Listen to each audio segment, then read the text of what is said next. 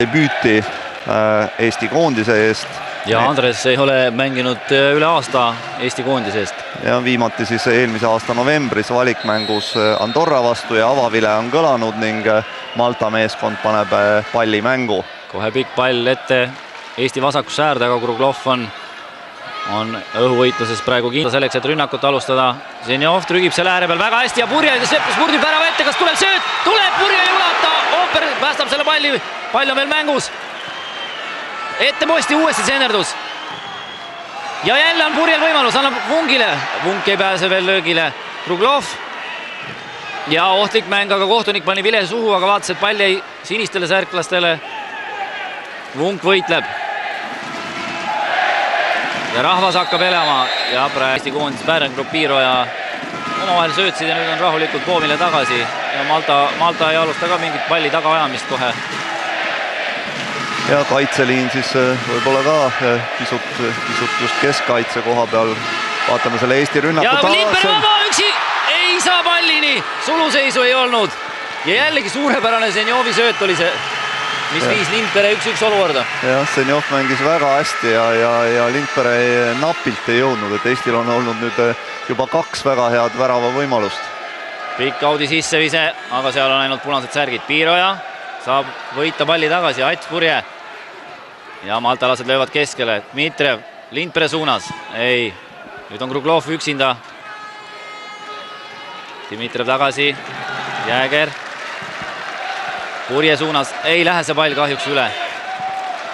Hästi mõeldud sööt oli, et napilt sai kaitse pea vahel, aga Eesti nüüd sai hea surve. Vaatame nüüd ka Malta õnnestub rünnaku üles võtta. Bärengrupp saab küll jala vahele. Malta number 5. Barbara üritas sealt lüüa. Lindpere. Zenjov teeb pette ja jõuab vahelt lõigata või ei jõua. Ja kohtunik näitab, et mäng võib jätkuda. Nüüd kahekesi Ooper läks ka Zenjovile appi ja sunnivad vastase eksima. Ja fännid teevad nüüd kõva vilet selle kohtuniku otsuse peale, et oli selline 50-50 olukord, et pall tuli ümber kaitseringiga ja Zenjov oli kaitsest ette jõudmas ja näeme, et keha on ees ja väikse müksu seal käega annab. Tõenäoliselt kohtunik ei tahtnud penaltit kohe nii varases mängustaadiumis määrata, et viga minu arust küll oli, aga see oli kastis ja kohtunik pidas targemaks mängu huvides võib-olla seda penalti mitte anda. Igatahes Zenjovilt väga hea algus seni ja vaatame, kuidas Eesti koondisel edasi läheb, kas selle surve pealt õnnestub see värav ka ära lüüa. Bärengrupp nüüd rabeleb seal, aga number 9 läheb läbi ja nüüd kohtunik vilistab ja et tundus, et Bärengrupp tagant ja jalad läksid vastaste jalgadega risti ja lühikese kasvule number 9 Mihhail Mivtsud. Ja tema siis ongi see mees, kellest enne siin rääkisime, et tegemist siis väga väleda ja väga osava mängijaga, kellel on ka küllaltki hea löök sealt trahvikasti joonelt. No, kordusest oli näha, et Alo Bärengrupp küll tõstis juba käed üles nagu, et vastane oli temast ees aga tagant järgi joostes lihtsalt jalad läksid risti ja praegu on Maltal muidugi hea võimalus trahvilöögist väravat lüüa, aga vaatame, mis saab. Vasaku jalaga taha posti ja lööbki värava. Number 3 ja see on Jan Atsopardi. Väga ebameeldiv üllatus, kui Eestil oli 2 suurepärast võimalust ise väravat lüüa ja nüüd Malta esimesest praktiliselt võimalusest või sellisest situatsioonist, mis meie 16 kastini jõudis. Lõid oma esimese värava väga hästi vasaku jalaga, tugev, täpne, taha ristnurka. Ja, super löök, et midagi ei ole öelda.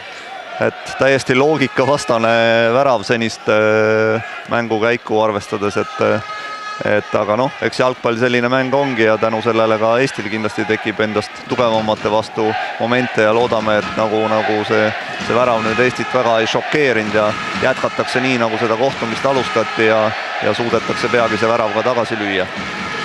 Ja Ooperi suunas, Ooper praegu hästi, ta küll ei saanud seda palli kätte, aga hästi oli ta platseerunud 2 liini vahel, Malta poolkaitse selja taga ja kaitse ees, et Zenjov on see üksik siis, kes seal 2 keskkaitse vahel nii-öelda figureerib, et Ooper otsib rohkem võib-olla tõesti liinide vahel, et seda söötada saab kiiresti ringi keerata ja Zenjovile siis juba läbisöödu teha. aga praegusel hetk tagasi see ei õnnestunud, sest Andres ei saanud natuke palli, ei saanud kätte, et sööt oli ebatäpne.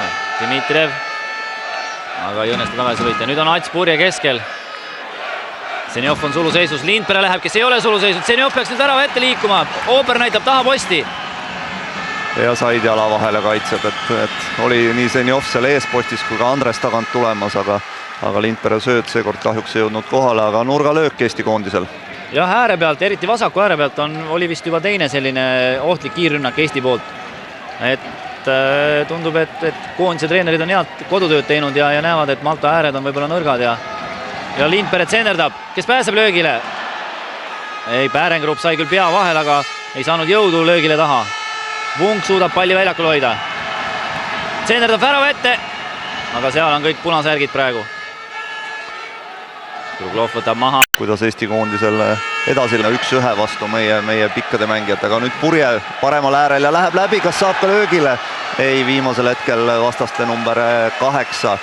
Roderick Prifa suutis lüüa palli nurgalöögiks. Jõudis ja oma vasakut kaitset julgestama nende mängija number 8. Et kui me näeme siin korduses, kui tavaliselt Purje läheb kindla peale parema jalaga, et siis praegu tegi hea sellise möödaliikumise vasaku jala peale. Vaatame nurgalöögi. Lindpere tsenderdab, aga ja tühi värav. Ja kes see oli, number 19? Alo Pärengrub. Väravaht eksis täiesti väljatulekul ja oli seal ka kas Ooper või Piiro väravahti hästi segamas ka, aga väravaht oli täiesti situatsioonist väljas, näeme seda ka korduses. Ja seal ka viimasel valikturniiril näiteks mängis Malta hästi. Ja Zenjov saab hästi nüüd Lindpere sööta, kas Lindpere söödab Purjele ja tühi värav ja 1-1. Ja super kombinatsioon Eesti koondiselt, et see on selline mäng, mis rahvale meeldib ja teist korda enam seda võimalust kasutamata ei jäetud. Super värav. Ats Purjele ei olnud mitte midagi enam muud vaja teha, kui panna jalg vastu ja suunata see pall tühja väravasse. Ja super eeltöö siis Joel Lindpere nagu mõõdetult seekord andis selle palli sinna Purjele jala peale. Oli jällegi Zenjov see, kes söötis läbi Lindpere. Ja midagi ei ole öelda. Paremat söötu on ründajal raske tahta. Ja Ats Purje siis avab oma väravate arve ka Eesti koondises, et Purje siis siirdus sellest hooajast Soome mängima Turu Interisse ja on seal saanud väga vastu ja Zenjov murrab nüüd paremalt äärelt läbi. Värava ette tsenderdus, Ooper saab löögile, aga natukene ebatäpselt suunas seda palli. Ja väga hästi on Sergei Zenjov seda mängu alustanud, et usun küll, et nende minutitega, mis Zenjov on siin väljakul viibinud, on ta teeninud endale ära ka kutse esimestele valikmängudele. Belgia ja peaks Eestil olema väike ülekaal, et Piiro ja Pärengrub mõlemad ju päris head peavõitlejad, Andres samuti. Et loodame, et ka nurgalöökidest tuleb väravatele lisa.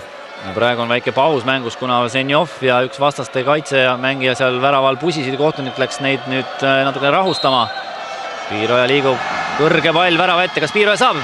Ei saanud, Vunk tõstab ilusti õieti tagasi kohe.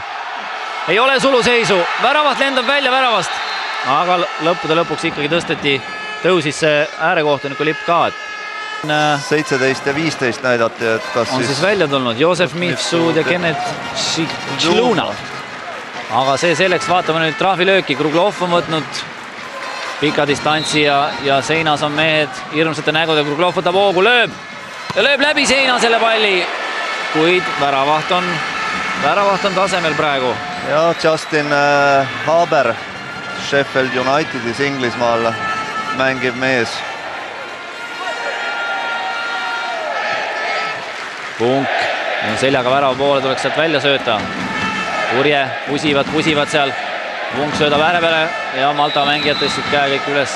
Uus punasärk oli 6 sinise vastu ja suht raske on seal. Ja nüüd on väga hästi Zenjov liigub selja taha, sest suluseisu Audi ajal ei ole.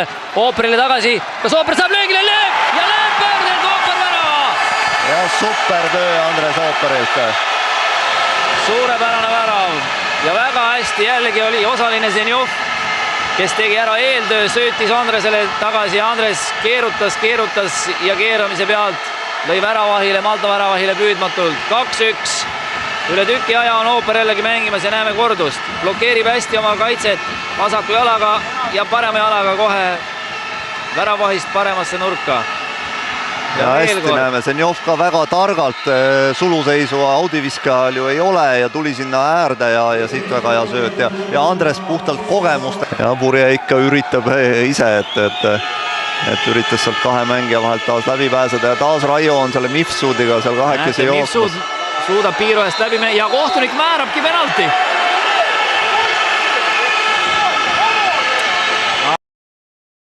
Seda need maltalased otsisid ja üritasid saada, et mängitakse kogu aeg selle väikse ja kiire Mifsudi peale. Ja praegu lükkas positsioonist, õigest positsiooni näete, poeb Raiole külje alla, lükkab Raio natuke Raiot kätega ja kohe muudab liikumissuunda ja hüppab Raiole otsa ja viskab ennast kohe pikale. Jah, Raio siin ja natuke tegi selle jala sirutust. Pani jalaliigutuse ette, aga maltalane muidugi väga kavalalt kasutas sellega ära ja sellele pallile ta poleks enam järgi mingi nipiga jõudnud, et kui Raio ta isegi läbi oleks lasknud, aga kahjuks penalti Eesti meeskonna väravasse. Ja seda läheb sooritama seesama Michael Mifsud, kes selle penalti välja teenis tõenäoliselt. Ja lööb latti ja pall tuleb väravast välja ja teine pall. Ja Pavel Londak võtab selle kinni.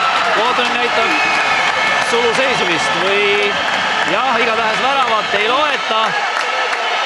Ja nüüd näitab äärekohtunik, tõstis küll lipu üles ja veakohtunik ka,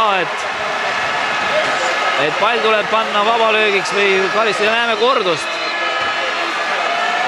Londak kaimas küll suuna ära, pall maandus. Ja väravas pall ei käinud. Tundus, et võib-olla tõesti maandus üle joone, selle nurga alt ei näe, et Londaku keha on täpselt ees. See esimene kordus oli parem, et tundus, et üle joone ta tegelikult ju asi kindel ja ongi nii.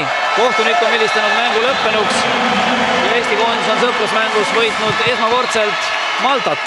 Jah, et nagu me siin enne mängu algust rääkisime, varem on 3 korral omavahel mängitud, võitu Eestil seni ei olnud ja nüüd see võit ka tuli, et Eesti koondis on sel aastal mängimas hästi ja tänase mängu pohjal võib küll öelda, et Eesti peaks olema valmis selleks valikturniiriks ja Tarmo Rüütlil on, keda väljakule panna ja alustada hästi välismängudes võõrsil Belgia ja Bosnia vastu, et siin näeme siis Eestile võiduvärava löönud Andres Ooperit, kes on oma särgi maltalastega ära